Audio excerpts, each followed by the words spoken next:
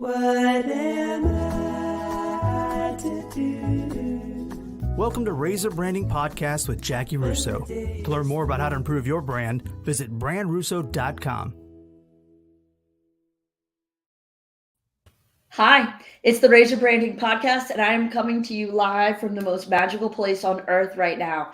Nope, it is not a Disney property. It is downtown Lafayette, where we are prepping for Festival International. Like everything else, it's been on a break for a couple of years, but it is back, baby. They are setting up stages. I think most years we have like 350,000 people. This year, I guarantee you we're going to cross the 500,000 mark, which our little 1 mile long downtown may not be prepared for 500,000 people, but they're coming and it's going to be awesome. So joining us today is one of the people who loves festival just as much as I do, Maureen Dugas Foster. Hey, Mo. Hi. How you doing? Great. Thanks for having me. It's Thanks fun for to be a being guest. here. So Yeah. tell me what you've got going on right now. You used to be the center of downtown and now you've moved to the burbs. Tell us about Broussard. So Broussard, speaking of magical places, Broussard is pretty cool. We have our own main street. We've got all kinds of restaurants, things to do. I went to our first or my first St. Julian Jams last week, which is, like a downtown alive, but for Broussard. We have an amphitheater out at St. Julian Park. So far I'm loving it. I work with Stacy Romero, who's our CEO, and Lacey Viatar. We joke it's, Stacy, Lacey, and Mo now. I almost changed my name to Macy just to really fit in. Right. But you gotta boundaries. I'll stick with Mo. People know me. I didn't have to do all that. But so far so good, enjoying it. It's a straight shot. I live not far from downtown Lafayette, walking distance to the festival. So I'm excited to get my steps in this weekend. And yeah, totally forgot what it's like to festival in person. My husband and I were just talking last night about our big Saturday plans. We'll be at parents for the morning time, bring the kids, then we'll ship them off to grandma and go do, the usual music. It's just going to be so much fun. Yep. Food, fun, fellowship, food. Can't emphasize enough the food. Very much looking forward to hitting that row of places right outside my front door and grabbing a good bite to eat. It's going to be awesome. Yeah. So tell me a little bit about kind of your role now with Broussard as you're the main hype man, basically. What's that entail? What's it like when you think about building the brand of a community? Sure. So I am the community engagement director. So membership is my main bag, keeping up with our current members, adding to the membership, retention, big thing is something that's not something a lot of people talk about, but that's a really big one is how do you retain your membership? And the cool thing about Broussard is there's so much going on, so much new growth and development that, there are a lot of new members coming in on the daily basis just from starting their business here or moving here. So it's been pretty cool to see that growth just in the past 5 weeks since I started. So membership is, I'd say 90%. And then of course, I'm going to help with our events and programming and fundraising, of course, sponsorships. But Lacey handles a lot of the event stuff. But we're definitely we got a lot of huddles that'll be happening to catch me up to speed on their usuals. Like 4th of July is really big over here. We get about 8,000 people at St. Julian Park, 20-minute fireworks show, which, I've heard is the longest one maybe in the parish. So it's pretty intense. Should be amazing. And, of course we do some luncheons, I think like 3 or 4 times a year, breakfast, and we'll start doing an annual banquet this year. But like I said, membership, it's my big baby. Right. And I'm getting to know all of our members, which is interesting. I know a lot of these people just from my various career paths. I started out architecture, did that for about 13 years. Then Designing Women of Acadiana kind of got me into that nonprofit realm and, was like, ooh, I like this, like networking with people, getting people excited about a vision, and then going from there. And then my latest stint, I was at Four Corners for about a year with the Bottle Art Lofts, which was Are we amazing. still allowed to call it Four Corners? I feel like that's taboo. Yes, it will always be Four Corners. It's coming back. So the next thing Four Corners needs, obviously, is the grocery store. We'll see. Hopefully that'll happen. It may be something else before then, but I'm confident it's gonna keep coming. But Awesome. yeah, so it's been exciting journey of Maureen's career, and what will she do next? Yeah. But it's that creative spirit in you. You're not going to settle in one Yes. place for very long. So let's talk about the Bottle Arts Lofts real quick. I had a chance to talk to EJ Crampy about the municipal. Obviously, there's a lot of housing going on. As an architect and looking at these kind of multifamily dwellings, what do you see as the future for the housing growth in this market? Sure. Well, Lafayette, I learned firsthand, is in desperate need of more affordable housing for sure. And a lot of people say, oh, don't spend your money on rent, just save that, and you could buy a house for that kind of rent price. But the truth is, like, home ownership is not for everyone, and especially dependent on your income levels. The best thing might be renting, wherever feels the most like home to you. So, I mean, in terms of housing, I think you're always going to have that mix of, your renters and your homeowners. Right. And with like the, inflation and the housing market in Lafayette, I could see a lot more people that are in the affordable realm just kind of sticking with their renting. Right. Which, in the grand scheme, it's so much easier just to call someone when your air conditioner breaks, Be and clear, that's just, what I do now. As a homeowner, I just call someone. yeah. That's how I pay for it. So yes. Right. Yeah. So designing women of Acadiana, let's talk about that for a second. Walk me through kind of the catalyst for that and how that has grown over the years and what y'all do. Sure. So designing women of Acadiana was something, I created in 2016. I'd recently been laid off from a firm, and it was like, what am I doing with my life? What am I doing? I love architecture. I love creating, designing, but like the day to day, I was like, do I still want to do this? And hey, where are the ladies at in this field? Because it is a male dominated profession. Sure. Nationally, we're still at 20% of licensed architects are females, which is pretty low. And I mean, you can see I'm not even, I'm not a licensed architect. I started the process, ended up not finishing, because I had a few kids, and then it was like, well, I don't know if I'm going to do all this and liability. And, for me, it wasn't the path I ended up taking, but for many it is, thank goodness. But there is a struggle with, being a female in the male dominated industry, and then the whole process. So designing Women of Acadiana, I was like, let's get a group of women in architecture together and kind of say, hey, what are y'all doing? Like, what are you working on? What do you want to see? What do you want to learn about? And so, after, I don't know, maybe a few glasses of wine one night, I said, let me create this Facebook page. I'm going to call it Designing Women of Acadiana. My husband was like, don't call it that. And I was like, I'm doing it. And I did it. And we had our first event at Pamplona, which is still kind of like it's like our place we'll go if we don't have a place to go. It's our home away from home. Yeah. So, it's like, hey, if you're interested in architecture design, come hang out at this meeting.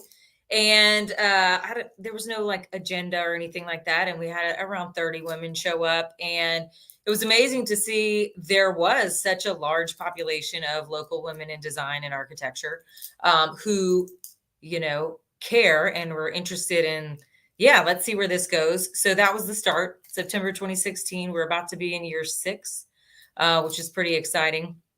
And since then, minus COVID, we have had monthly meetings, like every single month. We've had quarterly panel discussions. We've had a couple of annual Women Pioneer events that we hope to bring back next year.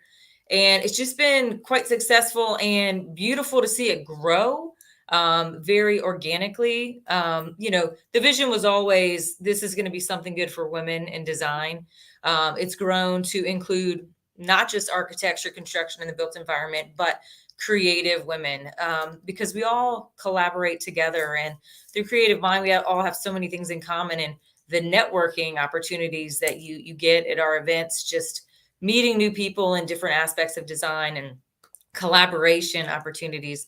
It's been really exciting. And then also educating people on what is design, what is architecture, because so many people just think, oh, interior design, oh, you just like pink colors, which is not that at all. No. Architecture, oh, you design houses.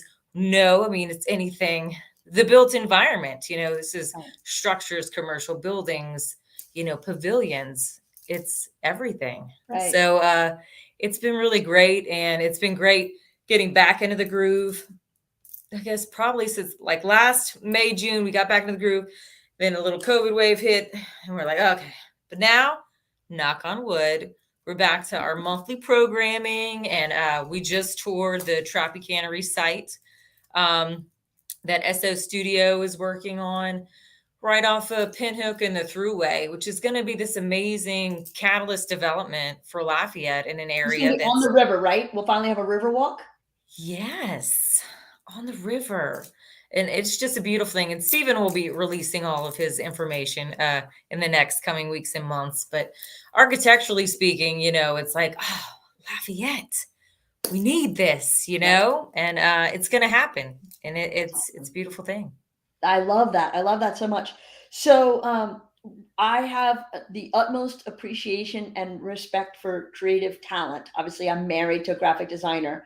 And so I am in awe of the talent that exists. But I have never been more impressed with the challenges and talents of interior design until we just did a remodel in our house in the Saint Streets for the past year. And we worked with Lisa Adkins with Tule Mall Interiors. Mm-hmm. The way she was able to make decisions and pull things together and make us look 10 times better than we have ever looked in our life, it is impressive to me. That is a skill set. I'm like, oh, no, that's fine. She's like, nope, that's not the right one. We're going to do this. I was like, oh, yeah, that's so much better. So right. It is not a skill I have, but I do appreciate it in other people. Yeah. Yes. And the value of good design, because there's the difference between like a builder and a contractor and an actual architect, which sometimes people don't always see the value in that until after the fact, maybe when something is built fully. But there is a value, and we can all work together and make sure we get some good product, Right. But no, I would watch our builder and our designer have conversations, and just they speak their own language, but then they speak two different languages, but then they come together and find a solution that satisfied both of them. And it was impressive. The final product far exceeded our expectations, and it would not have had we not had a designer directly involved. So is Design Women of Acadiana open to anybody who thinks they're creative? Do they have a certain test they have to pass? Because I wouldn't pass it. How does that work? So really, it's just you have to be interested in design and the built environment and the desire to it's interest. If you're interested, there is no test or prerequisites to be a member and enjoy our meetings. We do have annual membership dues that are relatively inexpensive. And then we also, if you're not a member, you can pay $10 to come to any of our meetings. And, it's exciting, and I'm excited to be back into it. And I think, the reason I've moved more into the nonprofit realm and like the networking, the membership, and like community building, because, design, architecture, we build, physical objects, buildings, structures. But then in this realm, I get to, build the community. So it's like working with the people. So it's the more social aspect, which I've always been more on the social realm of things, where a lot of architects and designers are not. They like to be hidden, and be in the background. So yeah, it's good. And what was I going to say? Oh, we haven't announced yet. So this is coming here first. Our May meeting, we're going to do a mimosa crawl during Art Walk downtown. So the second Saturday. And we're going to crawl around, not really crawl, we'll walk slowly, Well, stroll. But we'll be hopping into 4 different architecture firms.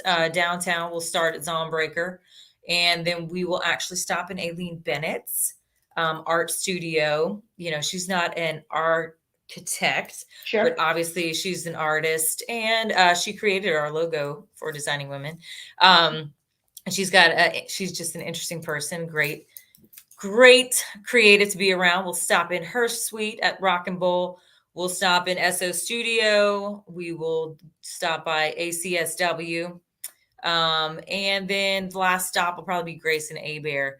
So, you know, jam-packed creative community right there downtown. That's awesome. It's exciting to collaborate with everyone at those firms. And, you know, it's nice that they see the value in our organization and like to participate. Yeah, it's more of a sachet or a sway than a crawl, but I'm with you. I'm with you on that. I know. So Jonathan Cazayu asks on Facebook, who was your favorite architecture professor? Oh, well, I mean, obviously your father is this Eddie Cazayu's son. No, but seriously, I don't know if they're related. I would assume so. But Eddie is still, I consider him one of my mentors, and I actually worked on a couple of projects under him as part of my architectural side hustles years ago. Right. But that's an amazing person if you want to have an architect who also is really rooted in sustainable design, which I need to make a note. We need to go to Eddie's house for one of our Designing Women home tours. But Eddie Cazayu, definitely, he was also my professor at UL. He's since retired. And then Michael McClure, who is still at UL. I think he's the interim dean right now. That's so impressive. So I met him when our daughters played soccer together about 15 years ago. And I just feel like has continued to ascend in that department. It's really awesome. Yeah. Well, and then his wife, Ursula, is definitely one of my mentors. And now I even call her a friend, you know, who is just a powerhouse. And it's very empowering to discuss the work that she's doing and that she has done. And just to keep ideas flowing on what more we can do with our group and the impacts we can make. So she's definitely a big one. I'll text at 3 a.m. when I have ideas, you know. Right. For sure. Yeah. And then I've worked at quite a few, you know, I like to hop around. I worked probably at, I don't know, 6 or so firms throughout my 13 years. And I think that's how I just like, at this point, I'm like, you know, I just kind of flowed where the universe took me. And now I think I'm flowing where the community needs me, is how I see like my last 3 spots. Is like, you know, I'm just here. I like to do the best job, make the big impacts, and I'll stay as long as I can, you know?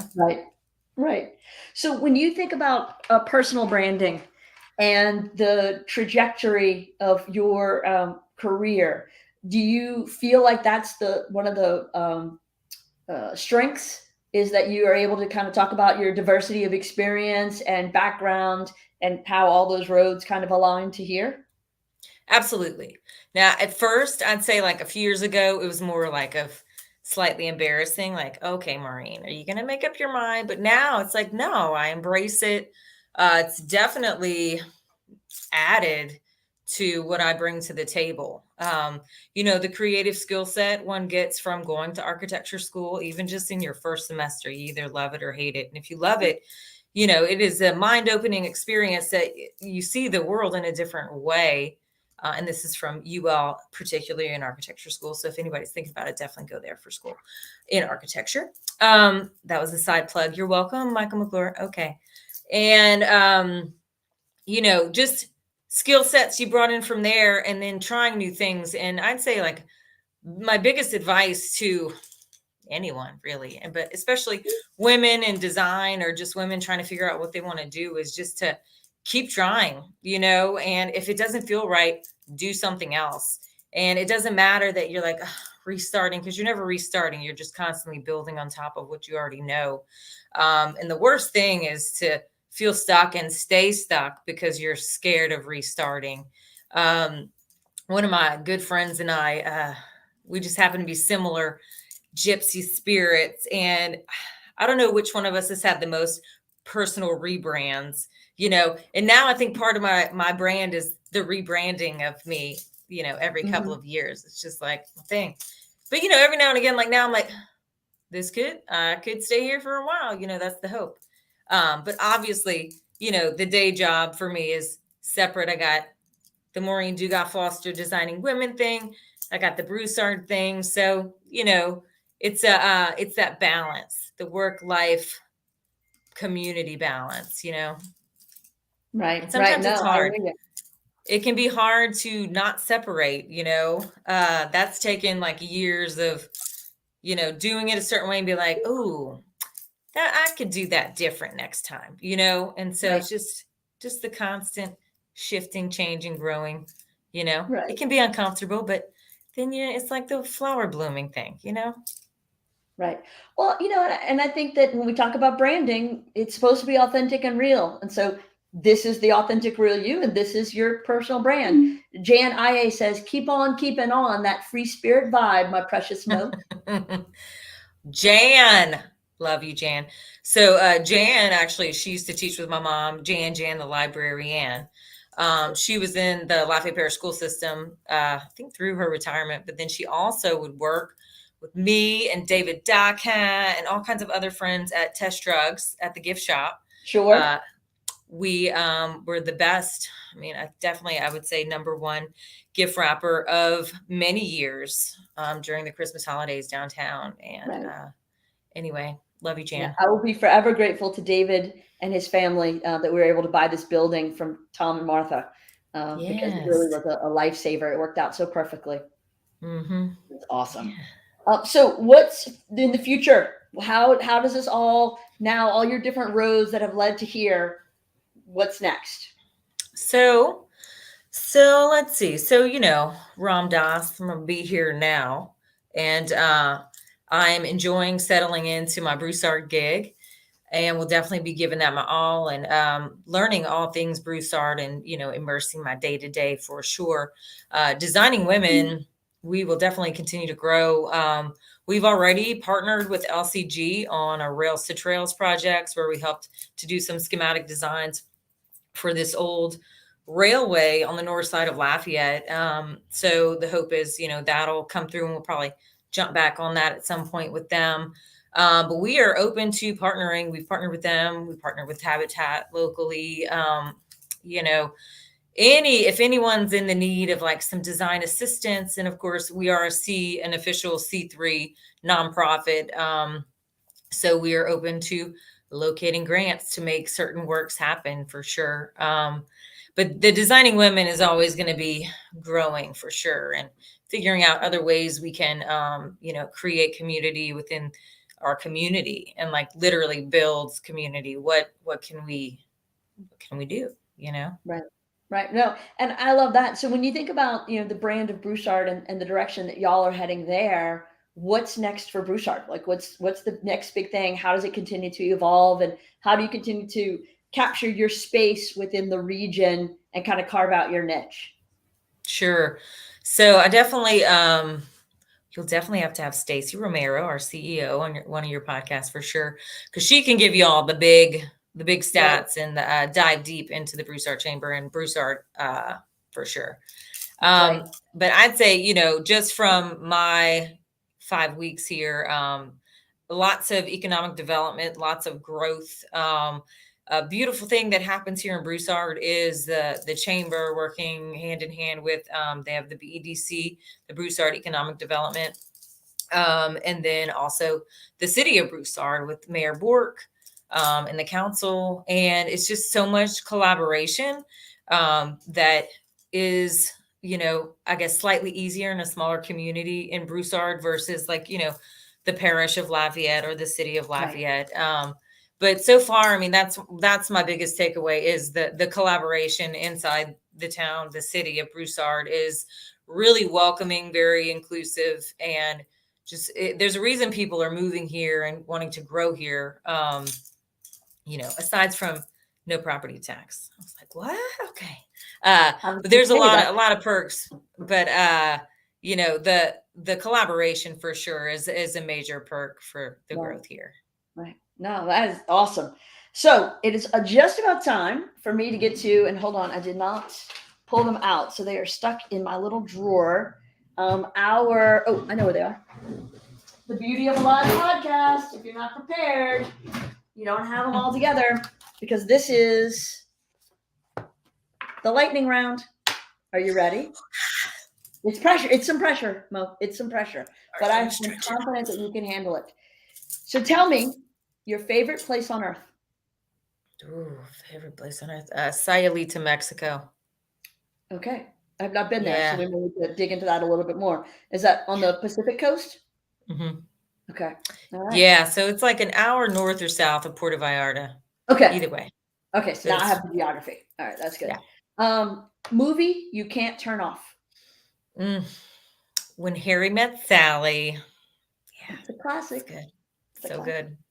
Favorite TV show to binge watch? So yeah, Schitt's Creek for sure. Yeah. For sure. Ew, David. Favorite book? Let's see. I guess Cat's Eye, Margaret Atwood. Yeah. Okay. All right. Is that an extension of the Handmaid's Tale series, or is that a different? No, that's different. But yeah, same author. All right. Obviously not counting this one because it's really no one's favorite. Favorite podcast? Yeah, I guess. I don't know. My husband's going to be like, I can't believe you're using my favorite as your favorite, but I guess maybe Joe Rogan. Yeah. Okay. You listen to Joe Rogan? Is that a favorite of yours?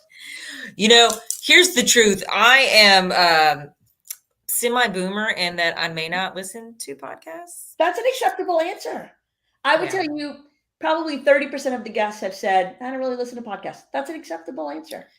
Yeah. So you don't have to fit the mold. You're fine. Okay. Favorite car? Okay. Well, so it used to be the FJ Cruiser, but now that I've seen the new Bronco, I'm like, whoa, neither one that I've ever had. So Sure. You can admire from afar. That's all right. Yeah. Your favorite festival? Oh, well, Festival International, obviously. When I was a liver of New Orleans, French Quarter Fest, for sure. They're very similar to me in a lot of ways. I was this close to driving to New Orleans last weekend, but when I started the crowds, I'm like, no, I'll stay. Thanks. Yeah. Your pettiest pet peeve? Pet peeve. Oh, it might be when people put an R on idea. Yeah. Sure. Mm-hmm.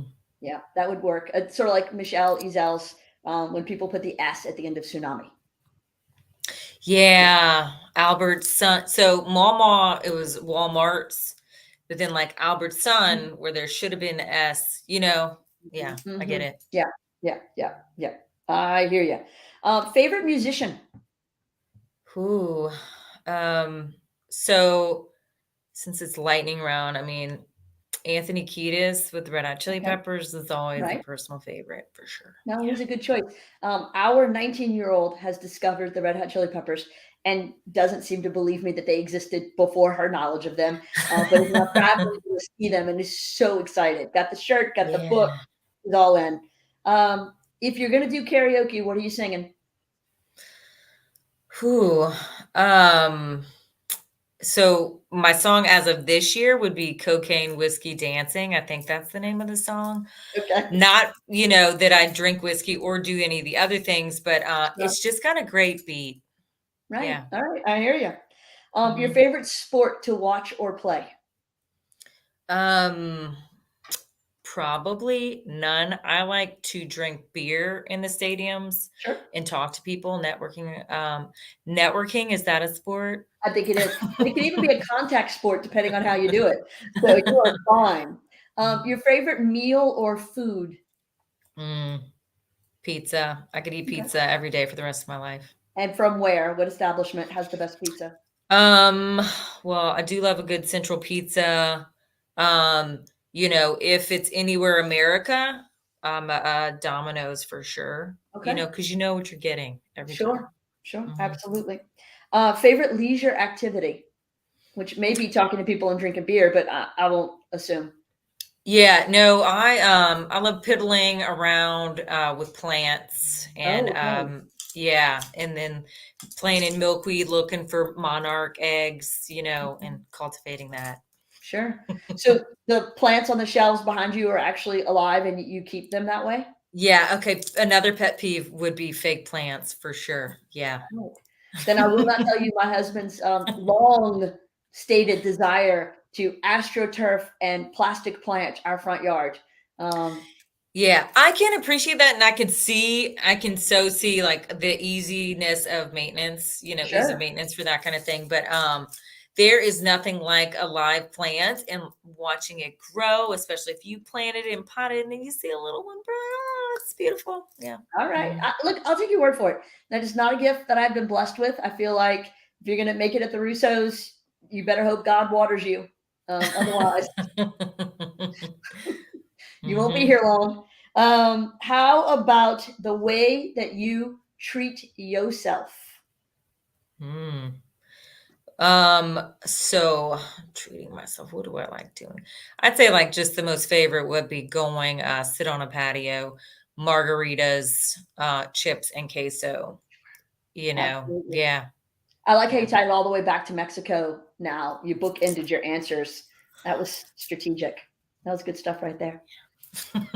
What's the question that I should have asked, and what would the answer be? Ooh, that's a good one.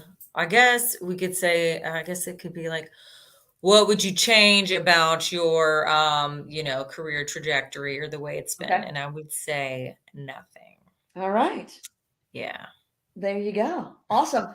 Thank you, everyone, for watching and participating with your questions. I hope you enjoyed this time with Maureen Dugas Foster as much as I did. And as always, please be sure to like, subscribe, and come back again for the very next episode of Razor Branding Podcast. Happy festival. Thanks. To do. Well, the day is through.